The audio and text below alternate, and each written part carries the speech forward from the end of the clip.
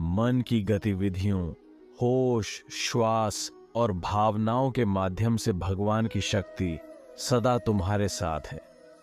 मेरा तेरा, छोटा बड़ा, अपना पराया मन से मिटा दो, फिर सब तुम्हारा है और तुम सबके हो।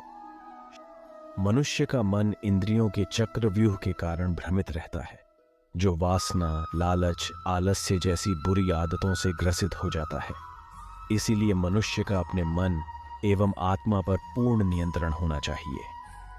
मनुष्य को अपने धर्म के अनुसार कर्म करना चाहिए, जैसे विद्यार्थी का धर्म विद्या प्राप्त करना, सैनिक का धर्म देश की रक्षा करना आदि। जिस मानव का जो कर्तव्य है उसे वह कर्तव्य पूर्ण करना चाहिए।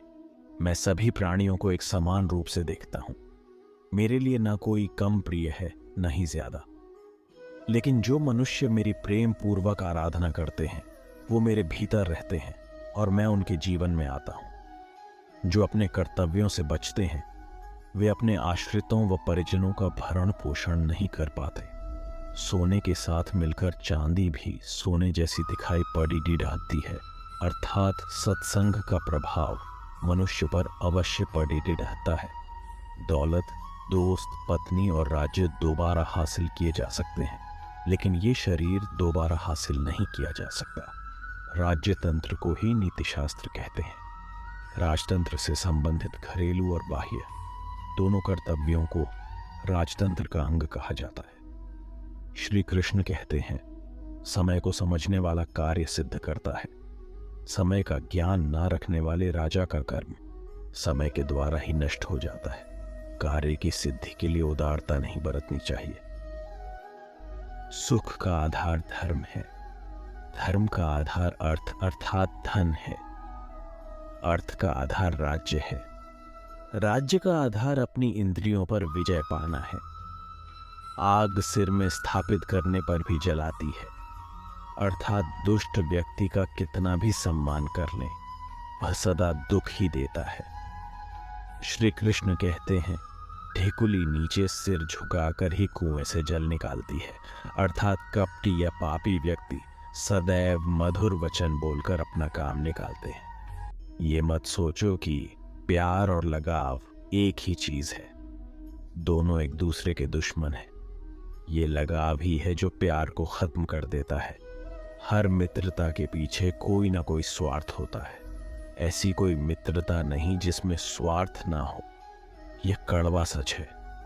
वो व्यक्ति जो दूसरों के गुप्त दोषों के बारे में बातें करते हैं वे अपने आप को बांबी में आवारा घूमने वाले सांपों की तरह बर्बाद कर लेते हैं।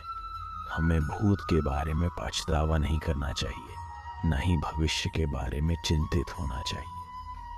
विवेकवान व्यक्ति हमेशा वर्तमान में जीते हैं।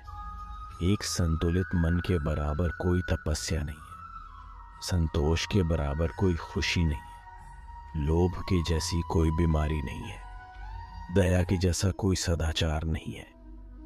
जो गुजर गया उसकी चिंता नहीं करनी चाहिए, न ही भविष्य के बारे में चिंतित होना चाहिए। समझदार लोग केवल वर्तमान में ही जीते हैं। एक समझदार आदमी को सारस की तरह होश से काम लेना चाहिए और स्थान, समय और अपनी योग्यता को समझते हुए अपने कार्य को सिद्ध करना चाहिए। जिस आदमी से हमें काम लेना है उससे हमें वही बात करनी चाहिए जो उसे अच्छी लगे। जैसे एक शिकारी हिरण का शिकार करने से पहले मधुर आवाज में गाता है, जैसे एक बछड़ा हजारों गायों के झुंड में अपनी मां के पीछे चलता है, उसी प्रकार आदमी के अच्छे और बुरे कर्म उसके पीछे चलते हैं।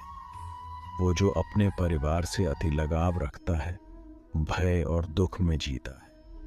सभी दुखों का मुख्य कारण लगाव ही है, इसलिए खुश रहने के लिए लगाव का त्याग आवश्यक है। एक राजा की ताकत उसकी शक्तिशाली भुजाओं में होती है, ब्राह्मण की ताकत उसके आध्यात्मिक ज्ञान में और एक औरत की ताकत उसकी खूबसूरती, यौवन और मधुर वाणी में होती है। घृणा घृणा से नहीं प्रेम से खत्म होती है, ये शाश्वत सत्य है। अपने मोक्ष के लिए खुद ही प्रयत्न करें। दूसरों पर निर्भर ना रहे। 3 चीजें लंबे समय तक छिप नहीं सकती, सूर्य, चंद्रमा और सत्य।